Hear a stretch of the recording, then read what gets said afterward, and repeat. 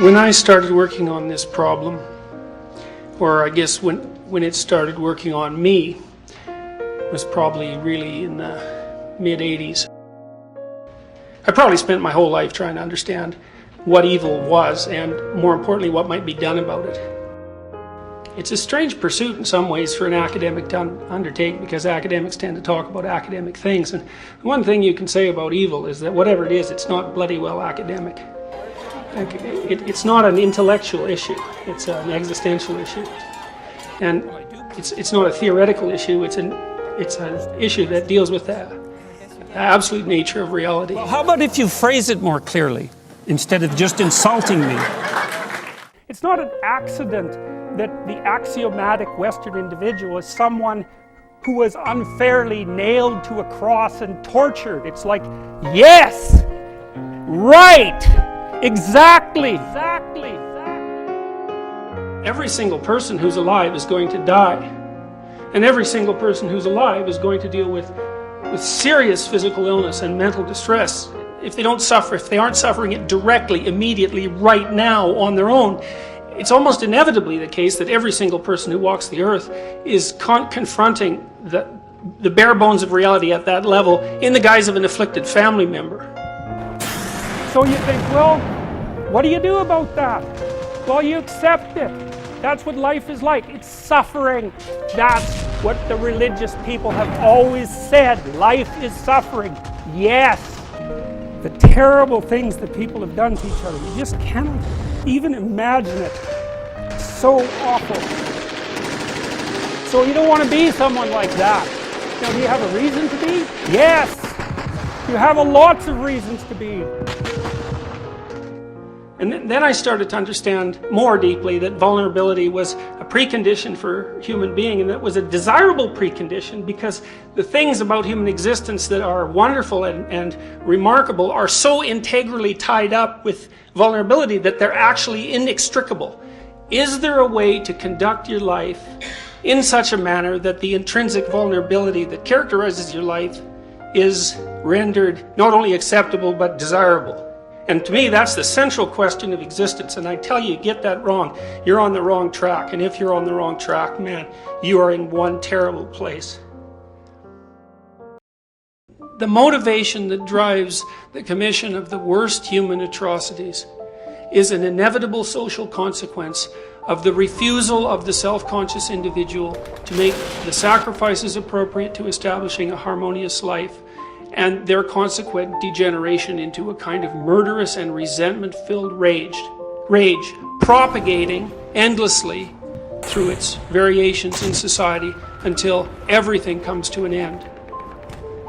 If things go from bad to worse long enough, everything falls. A single person who stops lying can bring down a tyranny, which is a stunning thing to say, but I would also say something that's been amply demonstrated in the 20th century, because we have historical examples of people who did precisely that. Gandhi did it, Václav Havel did it, Nelson Mandela did it. Solzhenitsyn's Gulag Archipelago was definitely one of the axe blows that brought down the Soviet Union. A stunning achievement for a person who started writing that book by memorizing it when he was a concentration camp victim this far away from starvation. It shows you, as clearly as anything possibly can, how powerful the human spirit can be if it's willing to take on the obligation of its relationship with the divine. And also how terrible things can become if the responsibility of that burden is not shouldered.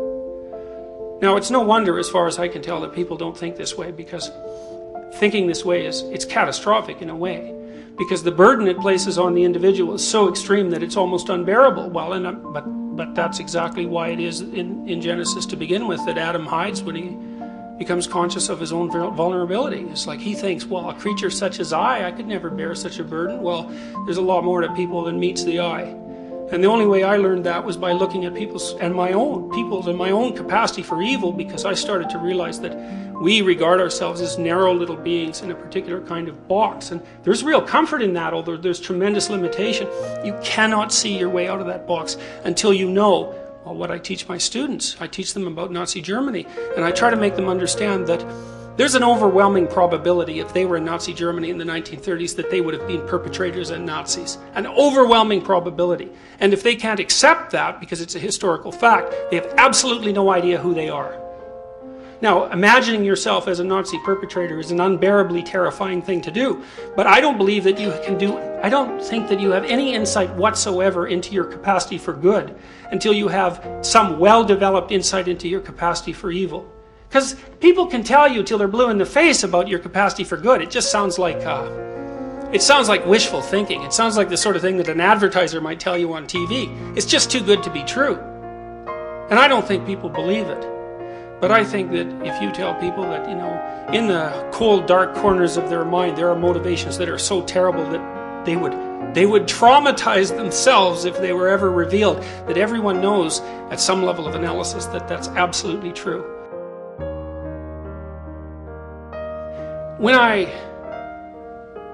finished my first provisional examination of the sorts of motivations that drove people to set up concentration camps, and to torture people terribly in those camps, I came to a terrible conclusion.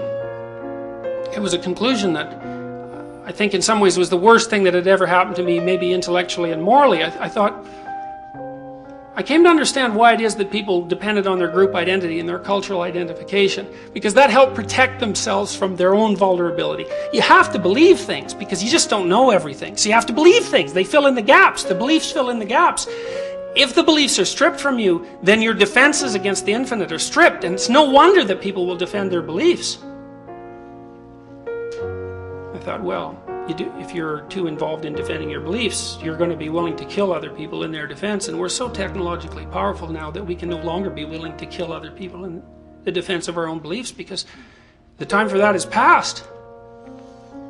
And I realized, well, if you don't stand up for your beliefs, you leave yourself bereft. You're open to the depredations of the infinite. That's equally intolerable. It seems to leave no way out.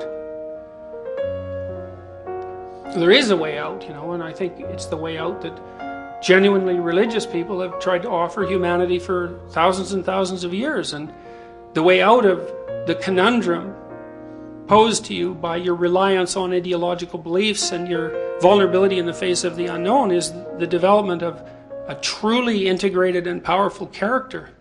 And that's individual development. And it means constant confrontation with things you don't understand and constant attempts to ensure that your character is composed of truth and solidity rather than deceit, and to make of yourself something that's built on a rock and not predicated on sand. And the thing is, it's one thing to tell people that because maybe they should take care of themselves. But I don't know if that's enough to tell people because they don't take care of themselves that well. But it's a completely other thing to say, look, you know, every time you make a pathological moral decision, you move the world one step closer to complete annihilation. And I absolutely believe that. I think the historical evidence is crystal clear. And I also think that every time you make an appropriate moral decision and you manifest moral courage in the face of your own vulnerability, then you move the world one step farther from the brink. And that's the case for every single person. You know, Solzhenitsyn said, drawing on his Eastern Orthodox Christian background, every single person is the center of the world. A center of the world. Not the center of the world. The world's a complicated place. It can have all sorts of centers. It's hard to believe that you might be one of them, but everything about human existence is hard to believe. The fact that it's here at all is hard to believe. The nature of it's hard to believe. Everything that human beings does is so ridiculous and remarkable that it's like it's a consistently and constantly unfolding miracle. The idea that each of you might be a center of the cosmos in that infinite admixture of ridiculousness and absurdity is hardly more than one more ridiculous thing to swallow. I said that tragedy is a precondition for being.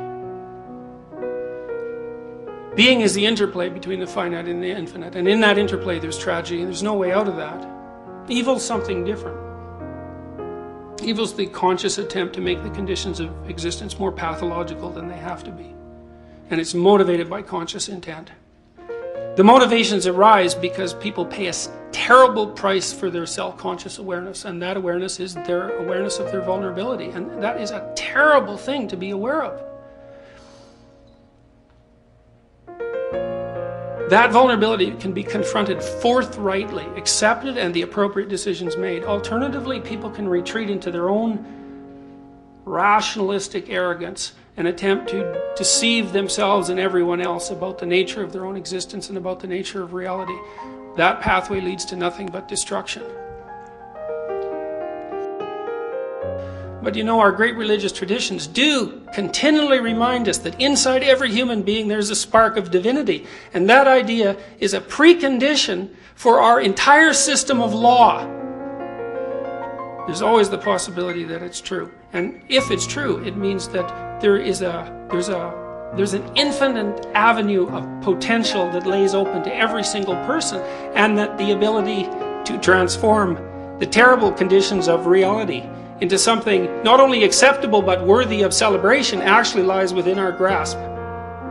And the alternative to that is the continual generation of a kind of hell that's so incomprehensibly awful that by any reasonable person's standards, it has to be regarded as something to avoid.